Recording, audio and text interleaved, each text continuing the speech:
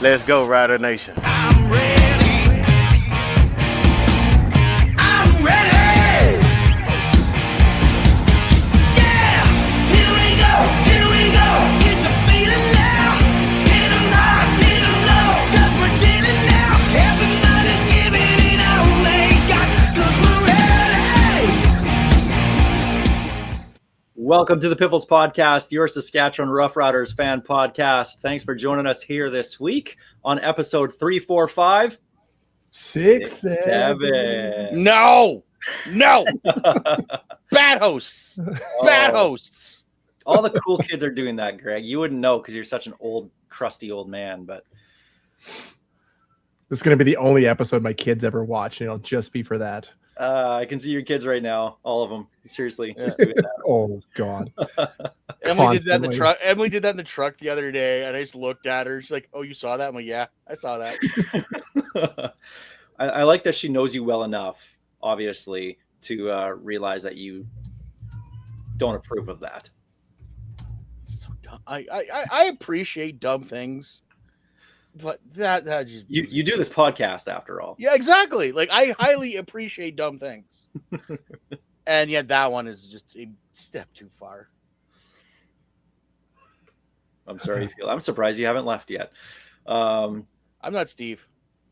I can make that happen. Just a right click and a, Make sure you do it on the right one. You don't mix yourself out again this time.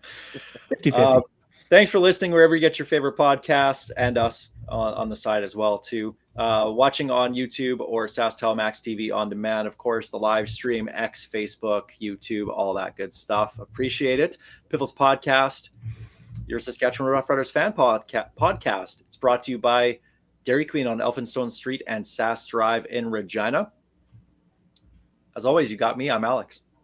I'm Steve. And I cannot wait to talk to Craig Reynolds. We got Craig Reynolds tonight, right? Because he's talking to everyone else. I just assume we're next. I will say my last request that I sent out a week ago has not been acknowledged at all. So But secretly, that Yoshi signing today was probably his gift to us instead of sending it out tomorrow. yes, special thank you to Craig Reynolds and Yeah. Jeremy O'Day for these signings coming out early or like late last week after we were podcast last week, and again on Tuesday with Yoshi re-signing. So thanks for doing that on Tuesdays, guys. Appreciate that. That's really nice. It's 1 out of content, 52 guys. is pretty good. Follow us on X. You know where to find us all. Greg, do your line. You have to by contract. I thought aren't you guys going to do yours first? Yeah, it's on the screen. Oh.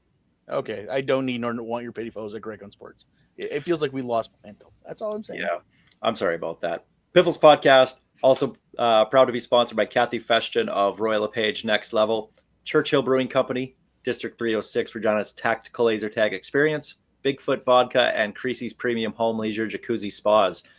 A day like today, where it's windy and cold, man, one of those hot tubs sounds pretty damn good right now. No kidding. We got to do one of these episodes in the winter from a hot tub. Well, I maybe don't not. think anybody No. wants us to do that. No one wants that, Steve. That's everybody else's problem. Touche. Well, before anybody else leaves and thinks that's actually going to happen, let's get things started. Let's talk some riders. It's time for the opening kickoff.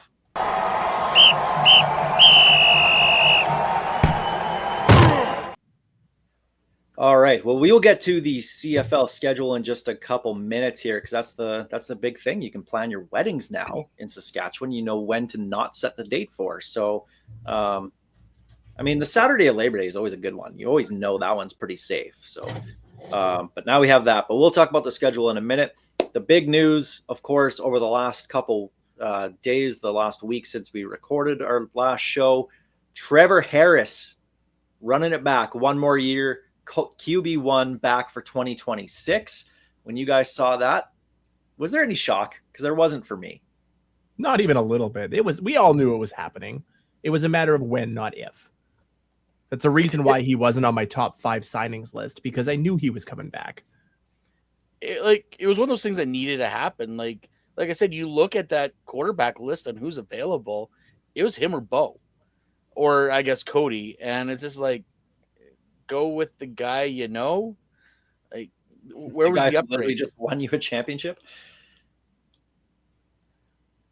The most unlike what Edmonton says, he is the most accurate passer in the league. Like I don't know what math they're mathing, but Cody was definitely below him when it came to accuracy. So, Trevor Harris back. The first thing I thought of was, okay, how much more of a raise did he get? Obviously, with being a Grey Cup MVP, he has all the leverage here. You guys want him back because there really is no plan for a backup like to take over the spot, right? So, what was the salary going to be like?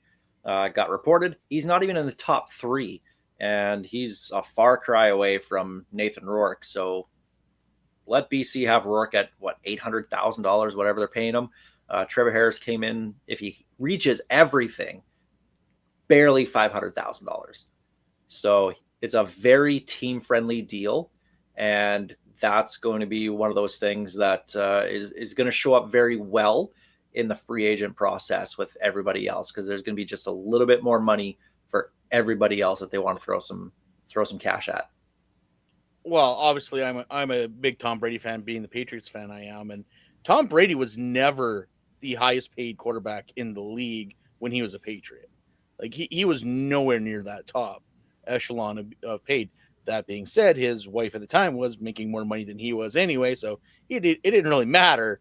But the fact remains is the Patriots always had the money to go out and spend on other players, on that defense, on Gronk, on Edelman, on Welker, to make sure he had the pieces to keep that dynasty alive.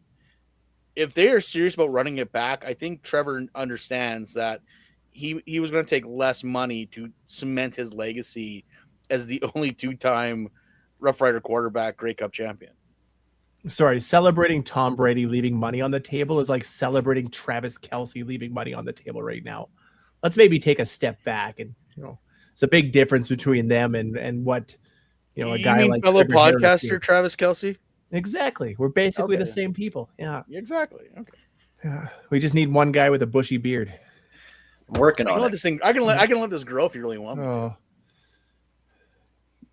Oh, kind of. Just to see. No, you got to respect it at this point. $500,000 is a steal for a starting quarterback of Trevor Harris caliber. Like, you're getting into the 600, 650 range for QBs now, and he came in under that.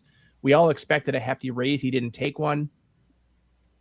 I wish it was a 2-year deal, only because of Grey Cup next year, but it was never going to be a 2-year deal. This was always 1 year at a time. We'll see how I'm feeling at the end of next season, and I'm okay with that. I thought about, they could have gave him a 2-year. Let's face it, CFL contracts are only as good as the paper they're written on. Like, they could have easily put a 2-year deal out there and had that second year heavily incentive laden. But I guess, see how he feels after this next season. So, well, he'll be 40 at the start of next season, so that's why I'm not surprised. It's not a 2-year deal. So, I mean, whatever. It's the CFL. There's enough free agents every single year. Like I said about the quarterback succession plan, there really isn't one. So you just kind of, honestly, you play it by ear every single year until you actually finally find something that you want to, with Davis Alexander in Montreal, that you want to lock up for a while. So that brings up did he leave money on the table? Yeah, interesting that it would announce all these signings on the day of the schedule release. But also that Davis Alexander would sign another year onto his existing contract. Bro, play out your 2 years, make your money. You have all the leverage here. Did they announce his contract numbers yet? Or Not yet. Unless he got a hefty raise for 26 and 27, I don't know what he's doing. Well, that's it. And then again, he can strike while the iron's hot. He was undefeated till the Grey Cup. Like, who knows what happens next year? That run he's been on could easily just disappear this coming season in Montreal. So maybe he did get, if he got a raise, good on him. But if not, I definitely have no idea what he's doing. With Trevor Harris signing, the big question though, who's going to be the most popular player on the team next year? Who's QB2? Tommy, honestly, I'm crazy. I think it might be Tommy. Not Why a not? chance. Why not? Why not? Even his highlights from college were mostly him running the ball. I don't know He's what got he's to be got. able to throw. He has. They to said be. that about Chris Streveler too, and he still hasn't learned after how many years in the league. I'm Chris sorry, but Streveler no. could be number 2. Yeah. You shut your family-friendly show. That almost slipped out. I'm surprised you didn't say that he is number 2 in your heart already. Oh, he's the number 2. I was going to say he is a number 2. the fact remains is they need somebody. They obviously like. I don't know if Jack Cohn's it. Obviously, Jake Mayer's not it.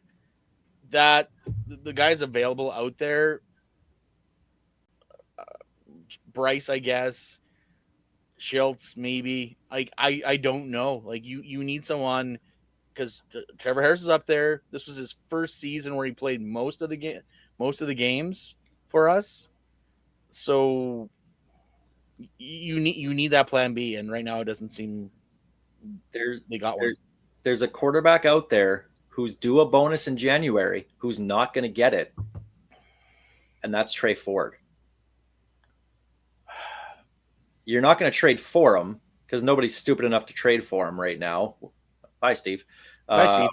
When you know he's just going to get released before that bonus, now that Edmonton just re-upped Cody Fajardo for another year, obviously Ford's not in their plans. And Ed Hervey basically came out and said, yeah, we're going to try and trade him.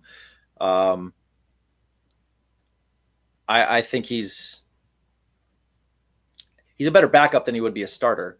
I don't think he can get past his first read. I don't think he's that good of a quarterback. Super athletic, probably the most exciting player to watch in the CFL. But just throwing a name out there, somebody who might be available. But here's the problem with Trey Ford. He's not the same mold as Trevor Harris. So what you practice with Trevor is not going to work with Trey Ford. What ideally what you want is 2 very similar quarterbacks as your 1 and 2, because God forbid a guy goes down and then all of a sudden your offensive linemen are now wondering where the quarterback is because he's not in the pocket where he's supposed to be. So yeah, he may be available, but I don't think he's the right fit. But on the flip side, Trey Ford is also not anything like Trevor Harris. You said it, and having that as a guy as your number 2 can be an advantage if you're going to have, that change of pace guy. I don't think Trey Ford is the kind of guy to lead this team. We saw what he did in Edmonton when he got the chance.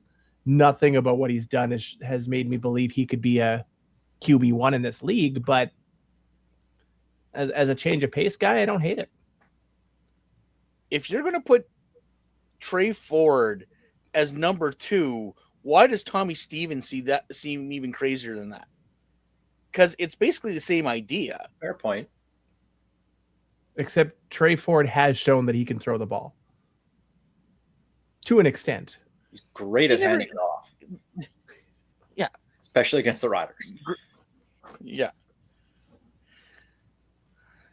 Trey's good at that schoolyard football where when he's on the run and the play breaks down and a guy gets open, he's good at making on the throw.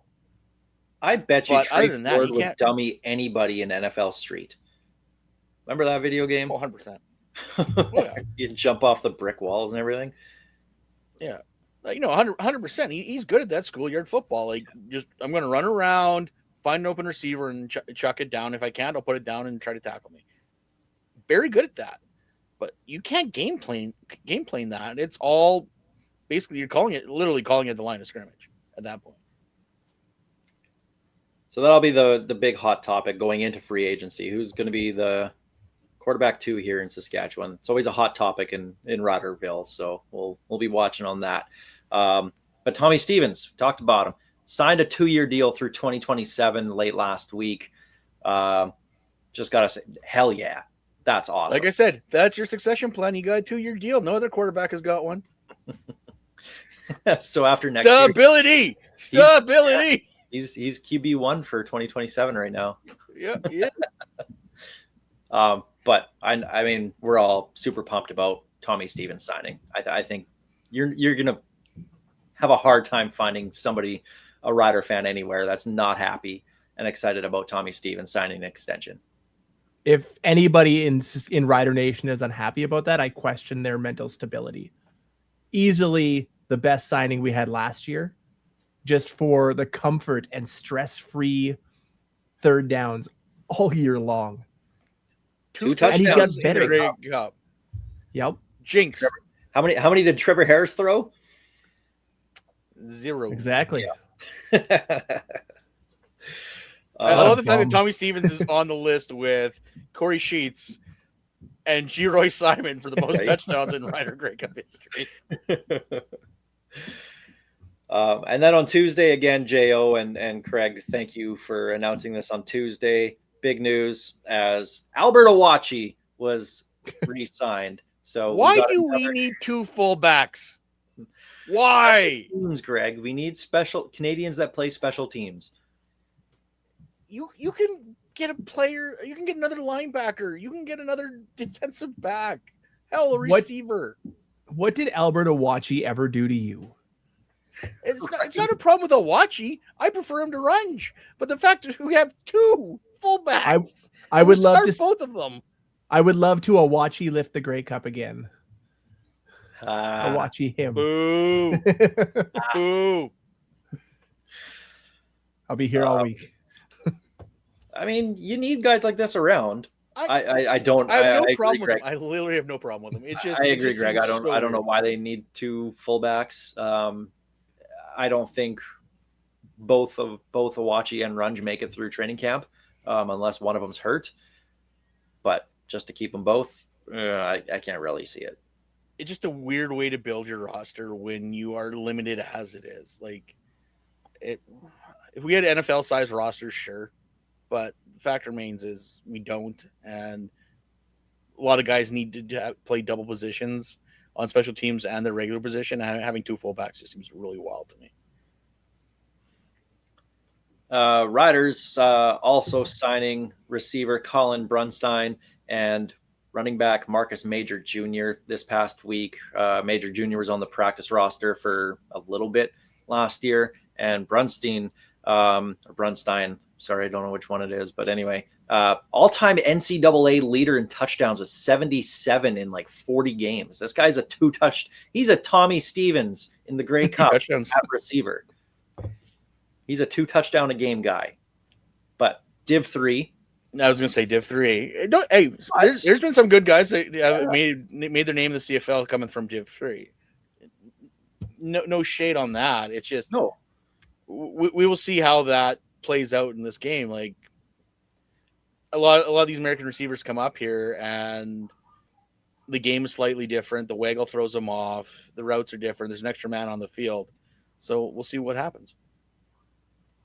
I always like these off-season signings, those unknowns that turn into future stars. And you can't teach a nose for the end zone. Some guys just have it. I hope it translates up here, because that's not a bad talent to have. Future Hall of Famer if you score 2 touchdowns a game. Right. Hey, Wayne Ruby Jr. apparently had a nose for the end zone too, and he didn't make it out of training camp. Well, there's also I thought he was a real gem. Potential openings at receiver this year, especially at American receiver for 2026, depending on what happens with Keyshawn Johnson, Joe Robustelli, and Dante Myers. And some guy named Jamarcus Hardrick signed another 1-year deal. There was that too. So that news came out on Tuesday. So that was awesome to see. Obviously, I think everybody was expecting Yoshi back this year, but just getting that news is really, really nice. I'm glad they took him off the board early, because if they let him get anywhere near the Ed Hervey window, I guarantee you the Bombers would have drove a Brinks truck up to his door. You can't say enough about the man's character, about his leadership, and just about the way he plays. Like, he's the most outstanding lineman for a reason, because he's still playing at a high level. And just to have him in that dressing room, and everyone to a man talked about how great he is to be around and how much he leads that team. You can't say anything bad about the man. I think guys like Jamarcus Hardrick and Tommy Stevens are integral to the Riders succeeding in 2026. It's not just their play on the field, but it's that energy that they give, even on social media, things like that. They seem to understand what it means to play in Saskatchewan. And I mean, I know Hardrick was here before, but Stevens learned it pretty quick. And you need that kind of thing, that give it back to the fans kind of stuff. What else can we say? And the guy wants to play until he's 40. I hope it's here. I would love to see him in Ryder Green for another 3-4 years, as long as he keeps his play up at the level he is. So good news on the free agent front over the last week since our last show. A few big ones knocked off the board, so hopefully we'll see a few more coming up over the next week before the next show. One of those pending free agents, Dante Myers, worked out with the Minnesota Vikings last week. Had to work out with the Chicago Bears as well too. So Steve is getting around the NFC North, but not to your Packers. What you doing to me, dude? Don't any division but the NFC North. Come on, I can't cheer for you in a Bears jersey. You'd be better off in a Vikings jersey, and I hate that too. God, or a Patriots jersey. No,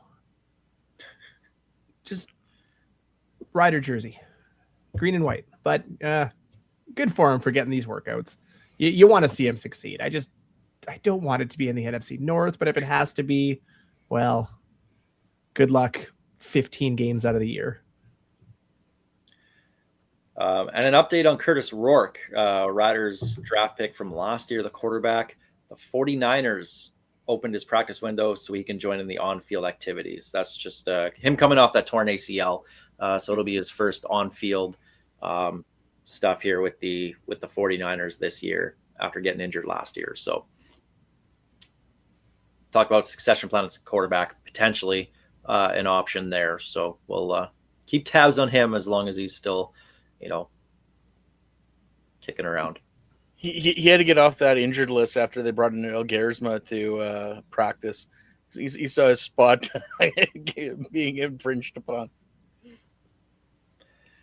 Okay, CFL schedule released, and Justin Dunk said before it came out, it's an interesting schedule. He wasn't wrong. I'm not a big fan of the schedule. Steve, you haven't even looked at the schedule yet. Nope. So this is going to be all new to you here. So some highlights. The Riders' first preseason game, it's going to be on Victoria Day, Monday, May 18th in Calgary. So good news, not against Winnipeg both games. You don't have to see Winnipeg 5 times. So I'm very happy about that. The second preseason game, that one's against Winnipeg. That's the one that's going to be in Saskatoon on Saturday, May 23rd. So they have these 2 games in 6 days, and then they're off for 2 weeks. For 2 weeks. They don't play the third week of the preseason, and they have the bye week in week 1. So they don't even get a chance to raise the banner in week 1. No Grey Cup rematch in week 1, which is what everybody wants. Taylor Shire with the Leader Post reached out and kind of asked about that. And the answer he got back was that the schedule is done before the Grey Cup. So you can't really plan for who it's going to be to open the season. Well, the downside of the earlier schedule release is you can't get as much of those big games, but not playing Montreal until, was it week 19 or week 20? Thanksgiving Monday. Yeah, it's back to back, home and home, late home in the and season. Home, yeah. I don't like it. I don't like the week 1 bye. I hate a week 1 bye. And did I see it right? There's 3 teams that have a week 1 bye. Yep. What? I don't understand at all. Your league's coming back. It's time to start, and you're showing 3 games on week 1 and week 2. Why? Get as much as you can before the NFL starts. Get those games in. I understand that they're competing. Well, yeah, I guess they'd be competing with the World Cup at that point, but still, get those games in. Get eyes on the game and get your Grey Cup rematch, or at least give the if not the Grey Cup rematch, at least a big rivalry game week 1. Something, but that ain't it. Yeah, Hamilton Montreal, the that kicks off the season. They're not a rivalry. Yeah, it's a rematch of the East Final, but it's not a big rivalry. And here's my issue with, and yes, apparently they did it before and whatever. The fact that you're not leading off with your champion, like your champion should be your Friday night game. Like that's your at home, because that's your marquee event. That's your that should be your banner raising. That should be all the hype and circumstance. Yeah, you're going to your Thursday night game, but Friday night football is usually the main event of the CFL schedule week. And it's Winnipeg at Calgary. Cool. Like, it's just like, why? So the Riders open their season week 2 at home against the BC Lions. That'll be the banner unveiling on June 13th. Ooh. On a Saturday. That. At least not even Friday night. Not even Friday night football. At least Rourke will get to see whose time it is. I like that call when we raise the banner with him there. I was hoping it was going to be Winnipeg if they were going to play Winnipeg 3 times in the regular season. They're not. So I'm glad that it's BC in that case. That's just it's kind of fitting, actually. So I hope they present all the riders with their rings and then run Nathan over a watch. That'd be I'm looking forward to the video package that they put together. How many times they'll show that Tommy Neal catch. It'll be in the package. Just after every play all game long. Yeah, everybody's showing their elbows that week. That'll be great. Yeah. The only time elbows up will be popular in Saskatchewan. Yeah, no kidding. We won't go through the whole schedule. Obviously, you guys know where to find it. It's online. But just a couple things here. The Friday, June 26th home game against Toronto. That's actually Toronto's home game as they're kicked out for the World Cup. But the Banjo Bowl, I wanted it to be that third game. Okay, get mini rant before that. They have 4 games that day. 4. Yes. Quadruple header, first one since 1995. Cool. How do you still have the Riders in the wrong spot? Like we said this so many times that Edmonton Calgary can be an afternoon game. No problem. No one is even going to look twice. Like, why you can't, like, you look at a map and you go, yeah, going east to west, it makes sense. No, it doesn't. Saskatchewan has way further to go, guys. This is making me wonder if it's the Bombers doing what the Riders did for years and not wanting that late afternoon, evening kickoff to curtail some of the, shall we say, imbibing before the game. It's also a TSN thing. I think it's a TSN thing as well for ratings, because that middle game of a triple header, you're going to get people tuning in to the very end of the first game to make sure they don't miss kickoff for the Banjo Bowl, right? And maybe they'll stick around for that third game. So it benefits everybody, every game's rating. But with 4 games, man, I love the CFL. That's a lot of football in one day. That's a long, long day of football. On the plus side, we might be leaving, well, if I go Princess Auto Stadium and hitting a sports bar in Winnipeg and just keep the party rolling. Yeah. I watched 2 games.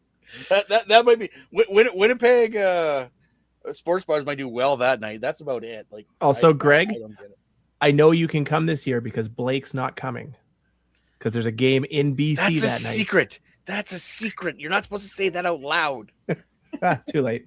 We can edit out actually, live, it's going right? to, as always, it's going to depend on the Thunder Hilltops. But the fact that the Foo Fighters are playing Mosaic might completely screw up the usual Banjo Bowl weekend Thunder game, because Foos are probably starting to set up that weekend.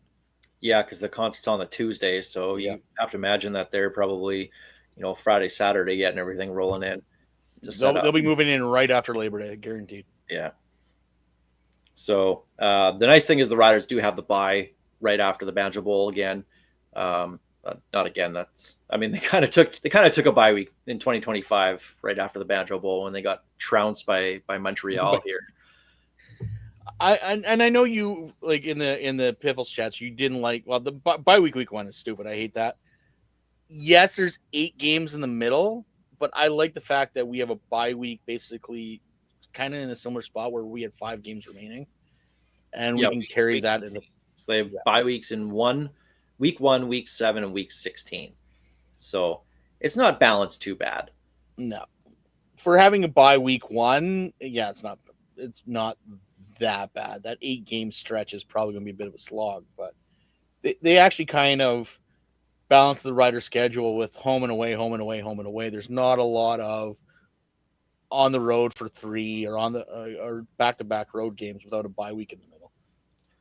3 of their 4 games, or 3 of 4 games in August. They have 5 games in August, but 3 of the first 4 are on the road, and then you have 2 games at home, and then you have 3 games out of 4 on the road immediately following that. But they do close out with 2 games at home.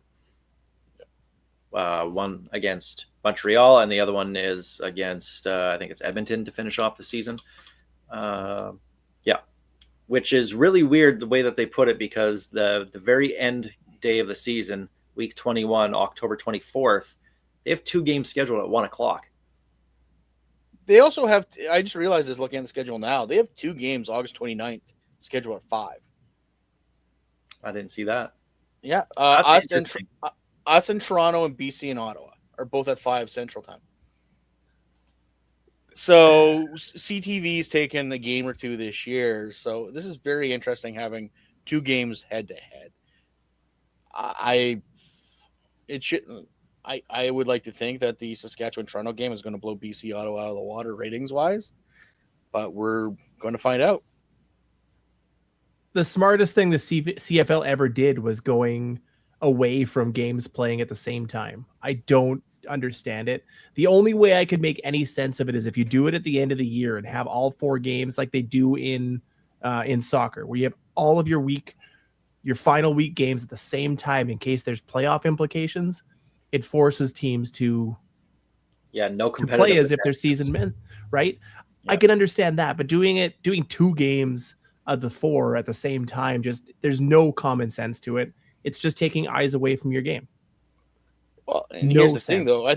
Both times, like in the last week, it's East versus East and West versus West. So there's no possibility of, well, let's see how the other game's doing it because it doesn't matter. That one in August really confuses me. I have no idea why. Actually, there's twice August, 2 weeks in a row. Oh, sorry, no, I'm looking at the wrong day. But yeah, I don't know. I don't get it. So it is an interesting schedule. There's some quirks in there. Out of all the schedules I've ever seen, this is definitely one of them. That's really all there is to it. There's nothing. I do like one question I have for Rider Nation. I know we're bad at math, but can I stop seeing comments of why does any team have a week 1 bye? 9 divided by 2 is not that difficult. Stop it. There has to be a bye. It's simple math, but oh well. The fact there's 3 teams on a bye, though, is the problem. Yeah. Yep. But these are people complaining that there's a bye at all in week 1. There should never be a bye week 1. Who's playing twice? Hey, they did that before. I remember those short weeks. Yeah. Oh. Toronto. Don't think they're opening the season that way. Yeah. Toronto usually got screwed that way. But the nice thing about a schedule release is it puts us one step closer to me complaining about the theme nights. So I can't wait to see what they're going to do for that. Well, hey, we can complain about their schedule releases because you could tell a bunch of people just kind of like, oh, crap, these are out early. We got to get jammed something out there. Winnipeg blew everybody out of the water with their schedule release video. They made a friggin' video game you can play. Did they? Yes. Yeah, it's fully playable. Yeah. You can watch the video, but the video game is fully playable. And the funny thing is, they gave up taking a shot at the riders. Yep. Well, I know what I'm doing for the rest of the episode. You guys talk. I'm going to go play a game. Yeah. And then there's teams like Toronto who did nothing other than just put up a graphic. So, which is par for the course. Yeah. 3 Down Nation put out a ranking on the schedule release, and it's pretty accurate, actually. I didn't realize how much Jackson Finley looked like Nathan Rourke until my goodness, media pointed it. that is kind of scary how much they look alike. Yep. So we'll obviously we'll look at the schedule a little bit more, and we'll dig into it a little bit more once the theme games are announced. But that's not going to be for another few months, so we got time. The good news is I know that my schedule release video for the Thunder this year is going to be better than most of the CFL ones this year. Yep. Can't wait to see what you do next year for that. I got to figure it out yet. I have ideas, but. Well, that's the opening kickoff presented by Kathy Festian of Roy LePage Next Level. Time for Remember That Guy, sponsored by District 306, Regina's tactical laser tag experience. Steve, we've been bad at this the last few weeks. The last few weeks. That's why I've dumbed it down this week. I've dumbed it down this week. All right. Well, Greg's going to give us some hints on a former rider of the past, and we have to try and guess who it is. So, Greg, let's remember that guy. How many Rob Vanstones is this one? This one's got to be a 2. I think you guys are going to probably get a good guess at it, at number 3. Born and raised in Oklahoma. Chad Freehoff. Lettered in baseball, track, basketball, and football. Was the Oklahoma Offensive Player of the Year his senior year in high school. Went to That's Temple, the one you thought we would get on? No. That was number 2. This is number 3. Oh. Went to Temple, where he left with 20 passing records and was second all time in the Big East. Henry Burris. There you go. Yeah. The Temple Owls. Yeah. 3-time Grey Cup champion, 2-time Grey Cup MVP, 2-time MOP, 2-time All CFL, 2-time CFL East, 3-time CFL West. Has called Calgary, Green Bay, Chicago, Berlin, Hamilton, Ottawa, Jacksonville, and Tallahassee home. Saskatchewan's number 1 enemy, and now the acting head coach of FAMU. Yeah, he got the little promotion there this past week. Yeah, good old Florida A&M fired their head coach, and now he moved up from receivers coach to head coach. So just turn Can't around. Wait to see. Yeah.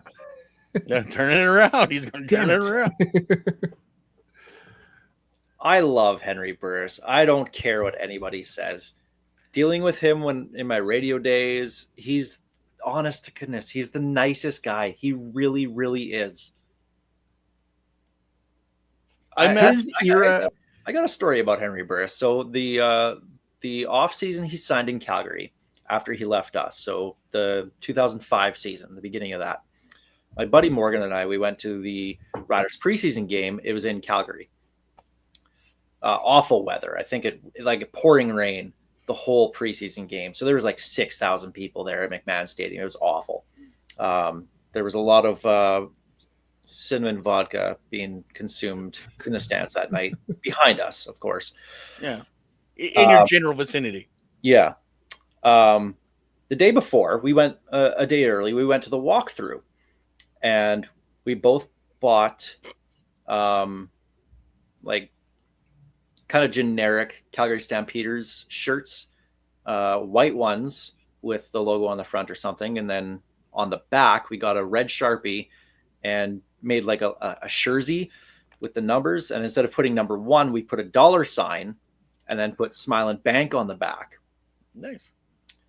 So after the walkthrough, we're like 18 years old. He'll sign it. We'll get Burris to sign this.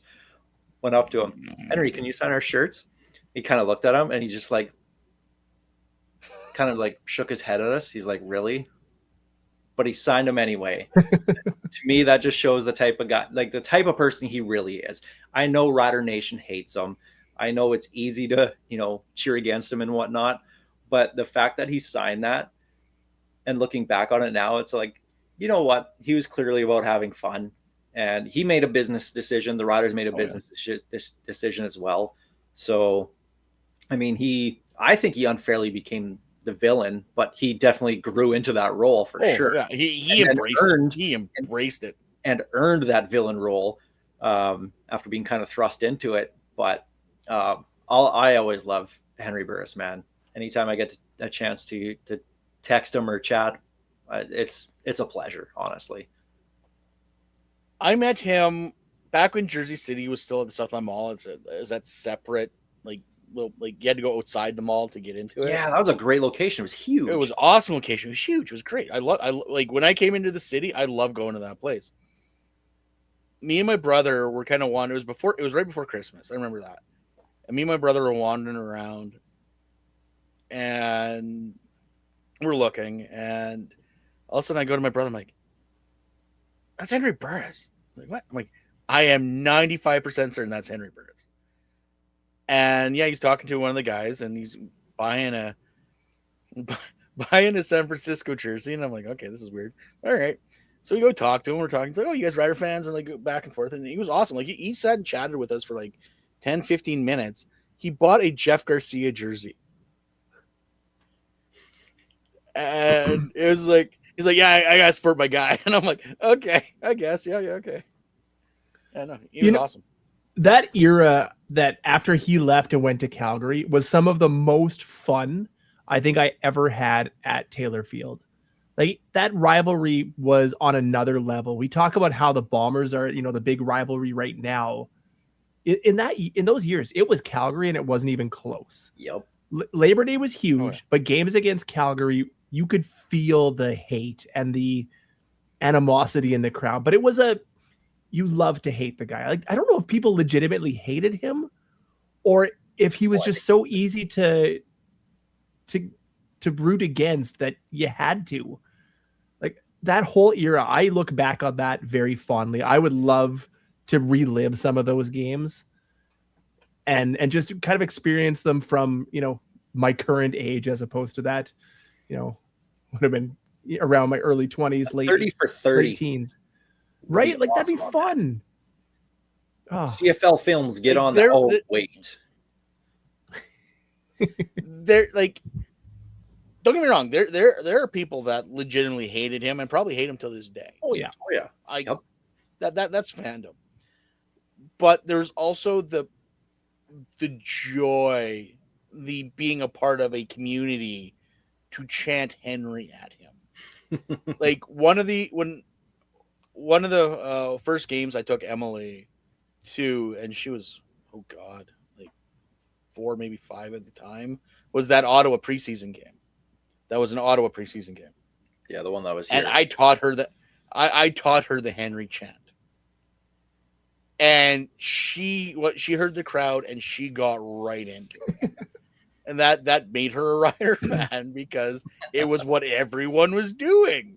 Mm-hmm. She had no idea why she was just screaming Henry with the crowd, but she was doing it. Henry Burris and Wally Buono, 2 people that were named perfectly for chants at Taylor Field. Oh, good times. I should text Hank, see what he's up to. See if he's got some time for us. That could be an option. He's being a head coach, but yeah. Yeah, maybe wait till after the college season. Oh, it's pretty much done. There we go. Hey, we got a Henry chant going on in the chat. There we go. Henry. Oh my goodness. And then of course, yeah, Steve, do you still have that big giant cardboard cutout? Oh, I sure do. Somewhere in my house. I'm pretty sure it's in my room under the stairs. Yep. That's awesome. Yeah, so there we go. Henry Burris on Remember That Guy, sponsored by District 306, Regina's tactical laser tag experience. Good one. I could talk about Henry Burris forever. Churchill Brewing Company odds and end zones. We're talking money. We didn't do this last week. Ran a little bit short on time, making sure we're doing it now. The CFLPA is considering making player salaries public. Gentlemen, is this a good or a bad thing? About time. Yes. Like I've seen people go back and forth whether it's a good idea or a bad idea. Why no one has been able to convince me on why it's a bad idea. We basically find out anyway because people for some reason cannot tell Justin Dunk what they're making. I don't Kyle. understand why. Yeah. I wonder where he gets a lot of the Winnipeg numbers from. His But former, the fact remains coach. is, yeah, I know. There's a salary management system for a reason. It's not a cap, people. So, what's the harm in letting the fans know what these guys are making? So it causes engagement. It causes discussion. Like the fact that we have to guess at what these guys are making half the time is ridiculous. That right there is exactly why it needs to happen and why it should have happened years ago. This is a league that needs engagement. It needs conversation. You need to be in the news as often as possible, and having salary information. You look at every other major sports league, fans love to rip apart salary discussion, and from an entire there's websites built around, the salary caps of different leagues and where teams are. Hell, the NHL bought out the biggest guy, basically tried to stop him. And then another guy started it, and then he got a job in the NHL tracking salaries. It's just, I've heard the one downside I keep hearing is some of these salary numbers would be embarrassing.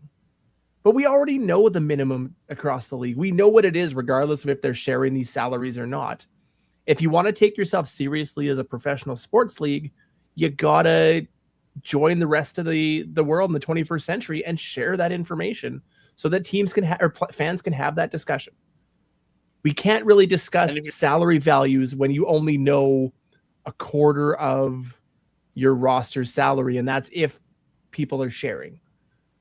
No. And also, if you're going to be embarrassed by your salary, either get a better agent or get a better salary. Because I guarantee you, if somebody doesn't want to make minimum wage in this or minimum contract in the CFL, there's another guy aching to take that spot. So here's my thing. I don't think it's a bad thing to disclose that. I think it's good. My issue is, and I get the engagement thing, and this isn't about embarrassing salary wages. It is about the engagement. Will it really get more people to pay attention to the league? Will it move the needle at all? Because I think the people that are going to talk about it, we would talk about it. The people who are watching or listening to the show would talk about it. But they're looking for CFL talk all the time anyway. The hardcore fans will talk about it. You think 20-year-old Joe new fan, Jill new fan is going to care? Is going to talk, oh, Trevor Harris is making $500,000. I wonder if that means that their backup's only going to make $125,000. Really? I don't see it moving the needle at all. Yes, it'll generate discussion, but it'll just be people that are already discussing the league. I don't think it's going to bring in anything new. And that's my only issue with it. Is it like, if you make it into like a cap friendly website, something like that, like I could care less what NHL players make.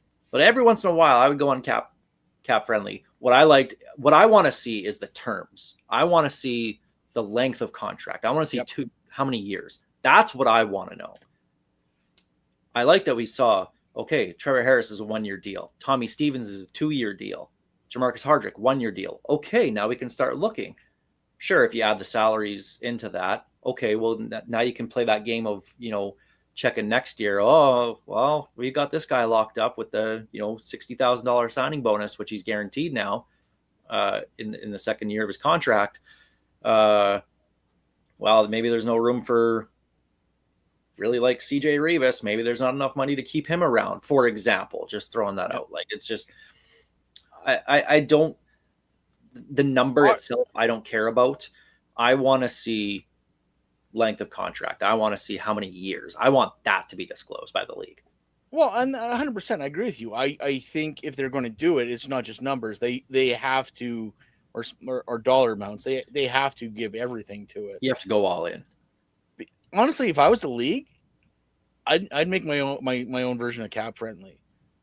Let fans like basically do a fantasy draft, like going, am I? Well, what happens if Levi Mitchell becomes available? If the Riders can put him at like whatever, make it interactive, make it fun for the fans. Let them be armchair GM, because let's face it, 95% of fans think they're better GMs than O'Day anyway. So prove it.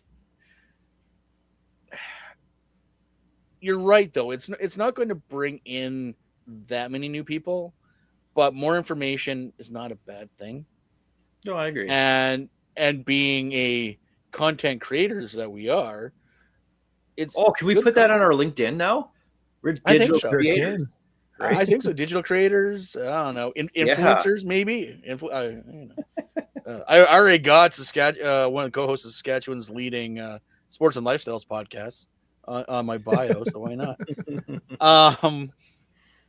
It's just in the information age, in the attention economy, there's no such thing as too much information. And if I'm the CFL under Stuart Johnson and I'm looking at this, I'm embracing this. I'm the CFL PA. I'm also embracing it because they're not wrong. There's going to be guys that are probably going to be so-called embarrassed by their contracts. So they're probably not going to take a bad deal. And then there's going to be guys that are going to be embarrassed by their contract, by their play. Let's be honest. There's a lot of, I don't say overpaid guys, because these guys are CFL players. They don't make a ton of money. But there are guys that are probably making more than what their output is available. Mm-hmm. And you got to play both ways. I will say the one thing I agree with you on, Alex, is that I would love to see the term just as much, if not more, than the dollar amounts, because I'm tired of having to wait until a day or two after the Riders season ends for 3 Down Nation to post a free agent list. I'd love to be able to kind of look at that throughout the year and go, well, this is coming up. There's this gaping hole in our receiving core at the end of the season. Kind of keep an eye out for other guys as you're going around and just seeing what's out there, and build your own roster kind of adventure.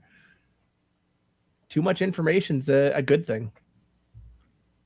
Then again, I don't know what my mental state would have been going into Grey Cup, knowing that like everyone but 4 players was a free agent going into that game. Oh God, these guys have to win. They better win. Oh my God, they got to win. I do wonder, with the CFLPA obviously needs to sign off on something like this, if this kind of forces the hand of the league to raise the salary cap.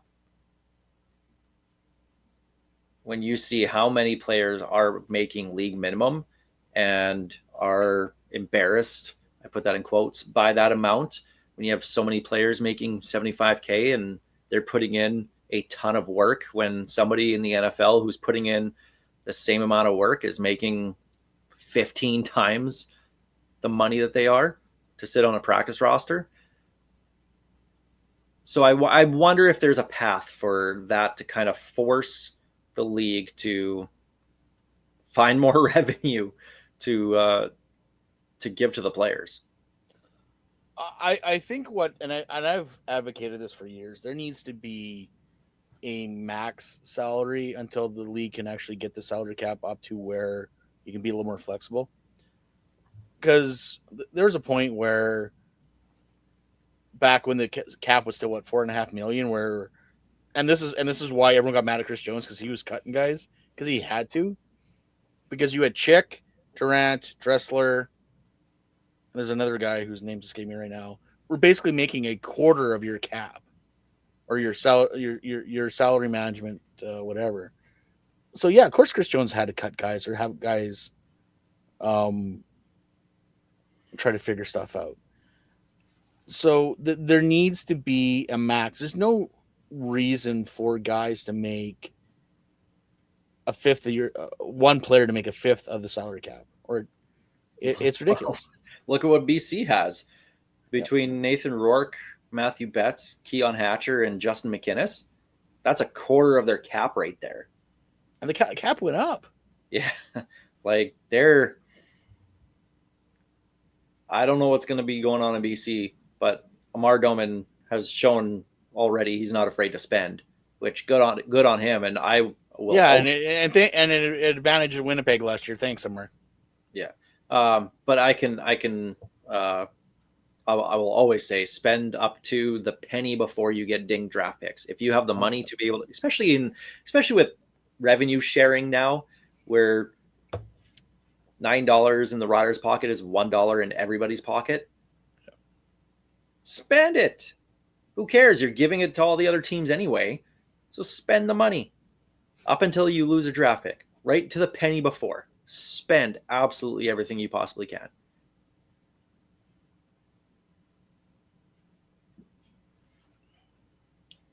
So, well, that's going to come up in the winter meetings. They have those in January. Where are they going this year? Vegas? The GM? Vegas, Nashville, 1 or 2, yeah. Yeah. We should maybe crash that. That'd be fun. That'd be fun to crash a CFL winter meeting. If it's in Vegas, and from the videos I've seen in Vegas, I'm sure we can get a hotel cheap because, oh my Lord, it's dead down there.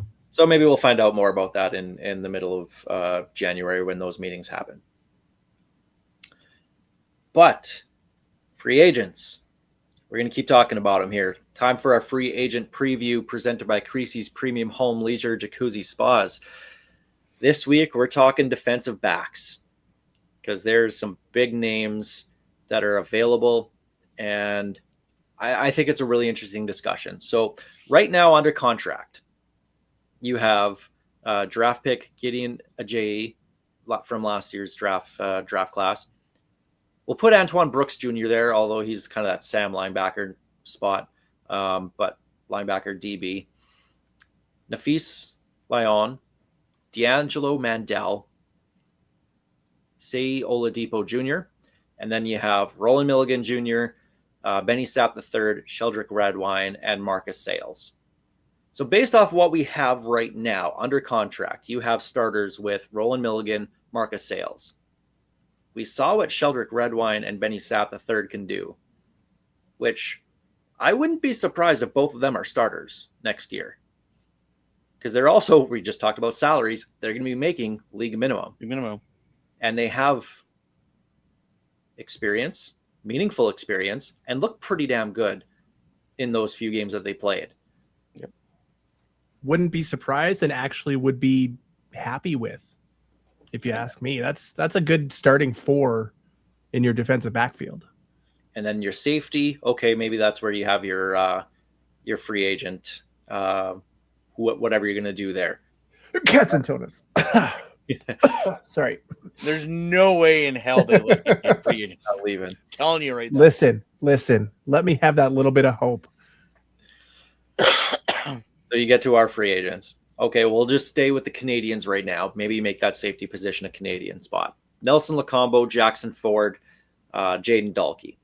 I'm not even okay. I'll mention Kerfala Exume, but let's be honest, he's not coming back. I would be shocked if they offered him a contract.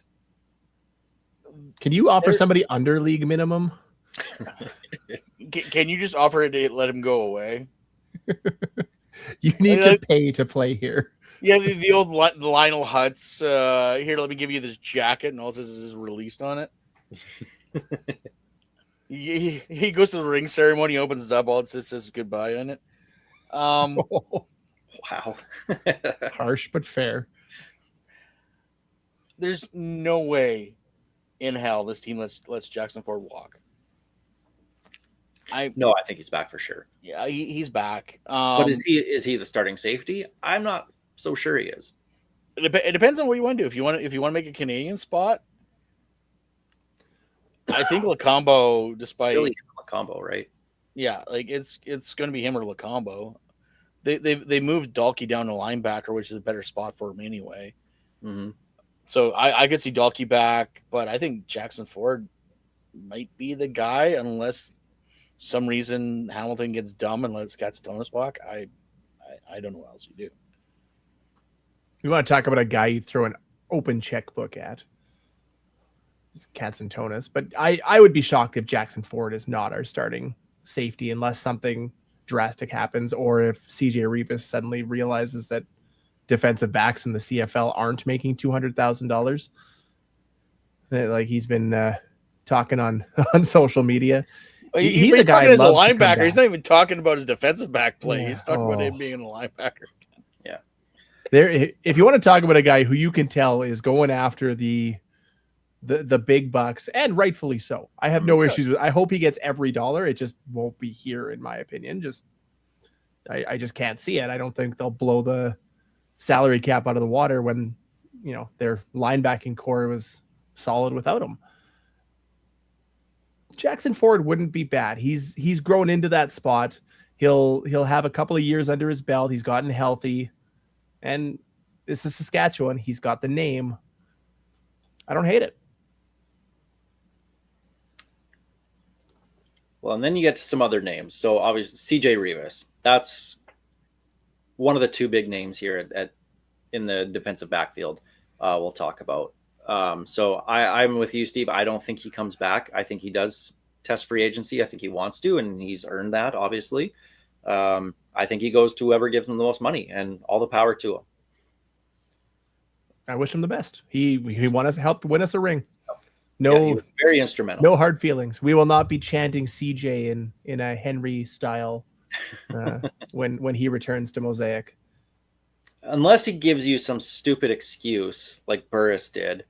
I really wanted to be back, but this. And is CJ Avery a free agent in the linebacking core? Because he is. Okay, so we might be losing both CJs because we have too many CJs and AJs.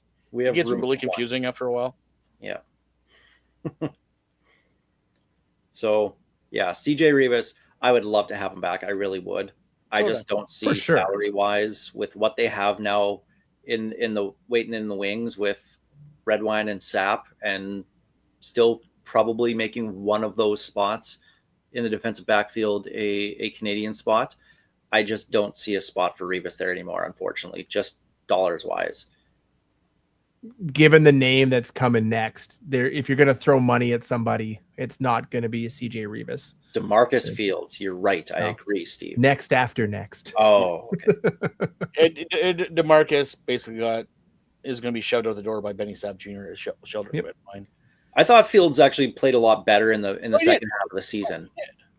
It's going to come down to money. He's going to think he's going to want to increase, and we got to find money somewhere. And unfortunately, DeMarcus, thanks for your service, and here's your Grey Cup ring, and see you wherever you end up.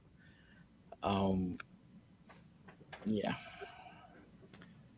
And then that final name, and not because it's the last one on the list, it was actually first on the list here, but Tavon Campbell, a guy who was one of the highest paid defensive backs in the CFL when he came back in 2025, had an outstanding season, tied for the league lead in interceptions.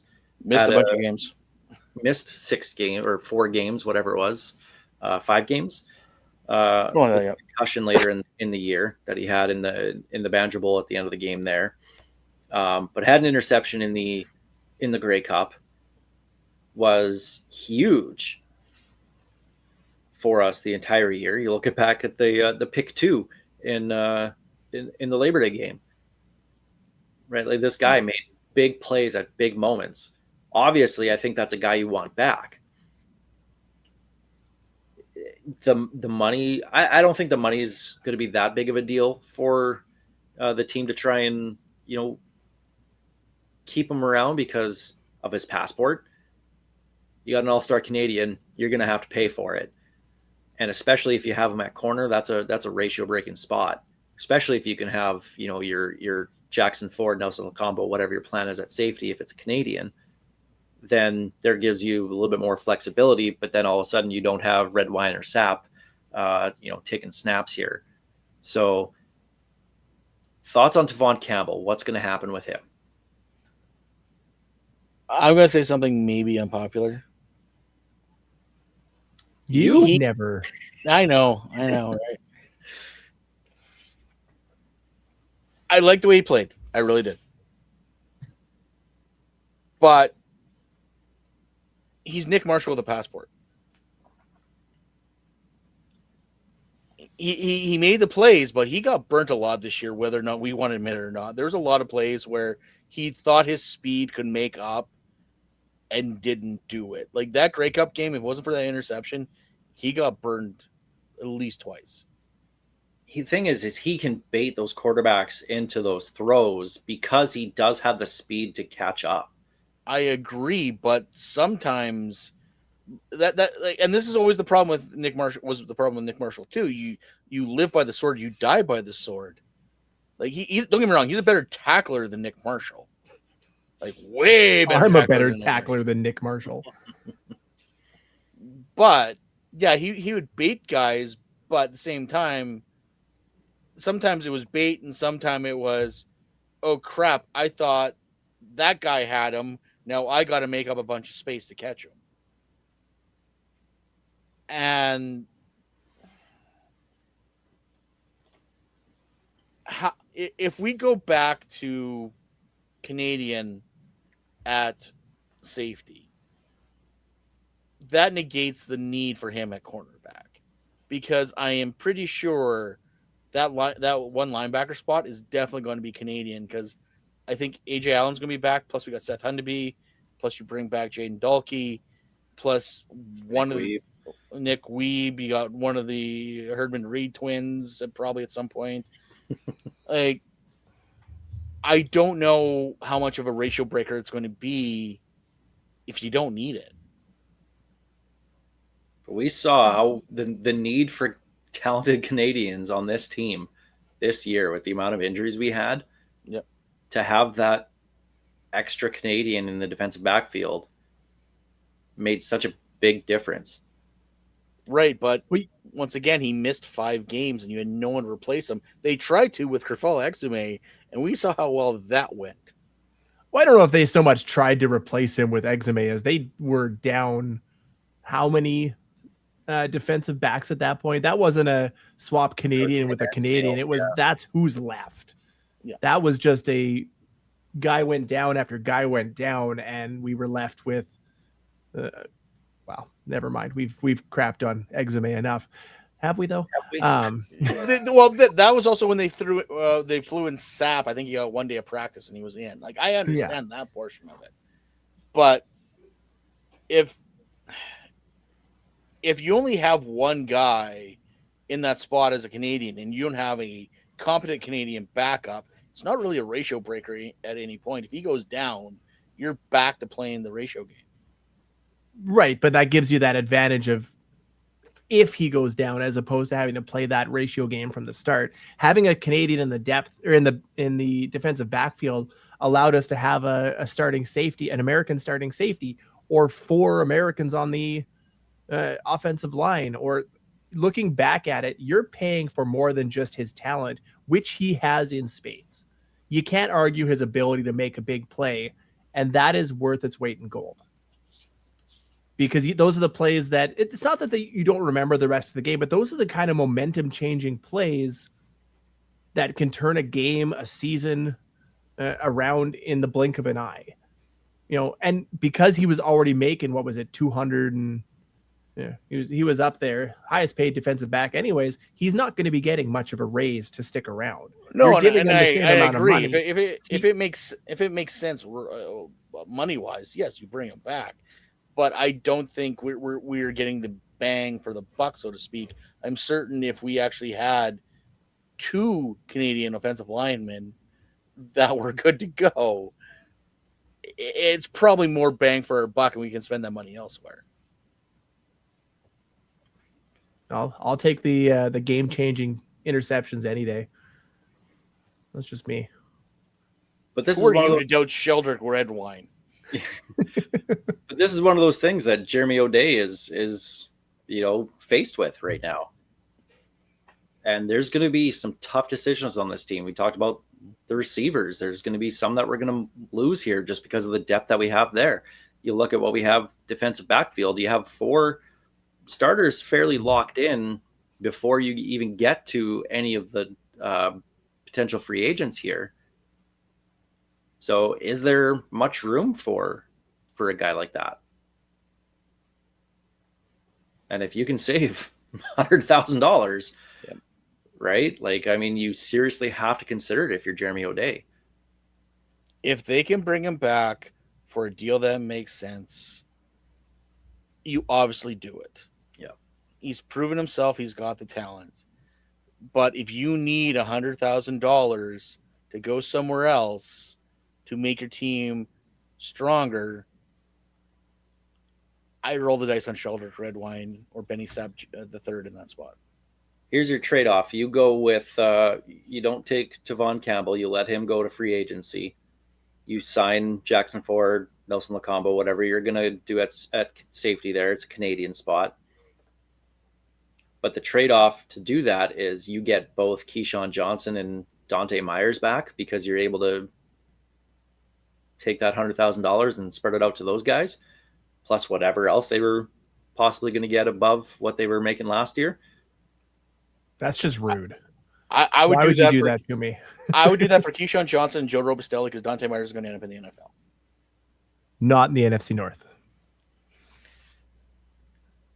And he's going to score like 4 touchdowns on the Packers. For the Bears. Awesome. In a losing effort in the Super Bowl? Oh, on the Bears. Wow. Yeah, on the Bears, yeah. So not in the playoffs then. Super Not in the Bowl. playoffs. But I mean, this whole offseason, it's going to be a lot of tough decisions. There's going to be some fan favorites that are not coming back. And I know it's going to be tough to see some of these guys leave because of how integral they were and how much they mean to the 2025 Grey Cup championship team, right? So it'll be interesting to see the route that Jeremy O'Day and Corey Mace go in with some of these, and defensive back is, I mean, when you're looking at, I mean, you look at Tavon Campbell, DeMarcus Fields, CJ Revis, you lose all 3 of those guys. Yeah. I mean, those are some big time starters for them. But I think they have the guys to pick up the slack. Devon Campbell or Brady Oliveira with TBH as his backup. Tavon Campbell. Really? Yep. Okay. And I love Brady Oliveira. I take the corner. I take the Canadian corner. Fair. And I don't know. Are they going to run the ball enough to make it worth it for a Brady Oliveira? I'm looking at ratio breaker versus ratio breaker because that's the only way you can look at it that way. If you're going to put your money to a Canadian ratio breaker, that's where you go, right? I also don't think that Brady Oliveira makes it to free agency. But it also depends. I think don't get me wrong. I understand he's mad at Hogan, but I think he'd be dumb if he does. I don't think anyone's going to pay. Well, there'll be a team that's going to pay him the amount he wants, but I don't know. There's probably 5 or 6 teams that would pay him the amount that he wants. I think you're vastly underestimating his value on the open market. I think his staying in Winnipeg will depend entirely on where on the coaching depth chart is Hogan. But once again, though, it's going to depend on, like I said, if you don't have a backup, that ratio breaker means squat, especially on a running back who's going to be – he's not an elusive back. He's going to get nicked up. So you need that backup, so to speak. Well, TBH is also a free agent, so I know. That's why I said if you can bring him in and TBH, there's your running back's always Canadian. You don't have to worry about it. I mean, I would not be upset at that by any means. Yeah. I mean, once you get to the Ed Hervey window, if Brady Oliveira's name is not on a Winnipeg contract, by then you absolutely kick the tires on it. You see how much it's going to cost. And he's only 28 years old. Come on down, Regina. He's only 28 years old. You throw whatever money. That's another guy with Cats and Tones that if they no, because that's what he's going to get. You kick the tires, you throw some money at him, but you don't go absurd when you can get similar or slightly lesser value for Roy half that amount. Shivers hates you guys right now for this. Roy Shivers absolutely detests you guys for even Probably. suggesting this. Dime a dozen, you guys. Running backs are dime to, and he ain't wrong. Find another.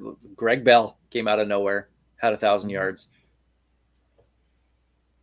Running backs and pass rushers. And nothing against the guys. I couldn't do what they do, but there's always another one coming around the corner. Well, we'll keep the speculation going throughout the offseason leading up to free agency. But we will leave it there this week on the show. Yeah, we'll do. I think there will probably be enough news next week to do a show. Probably. And then we got Festivus after that. Festivus, yeah. Which I have no idea what we're going to do because we're in a good mood. Usually we've got a lot of things to complain about. Yeah. Oh, well, I'm sure we'll find something. Theme games, we'll start there. Yeah, probably. How bad we know they're going to be. Genius Sports. But they're gone. Rule changes. Oh. We can dig in. We'll find something. We'll find something. We'll get the poll out. Yep. Not looking forward to the feats of strength between you two, though. But we'll leave it there. Piffles Podcast, brought to you by our great friends at Dairy Queen on Elphinstone Street and Sass Drive in Regina. Special thanks, of course, to Kathy Festian of Royal LePage Next Level, Churchill Brewing Company, District 306, Regina's Tactical Laser Tag Experience, Bigfoot Vodka, and Creasy's Premium Home Leisure Jacuzzi Spas for their support making this show possible. Thanks for listening. Thanks for watching on YouTube or SaskTel Max TV on demand. We appreciate it. Watching on the live stream, drop in the comments. We appreciate those. We'll see you guys next week. This is Ghost Behind Your Mind by Tyler Gilbert.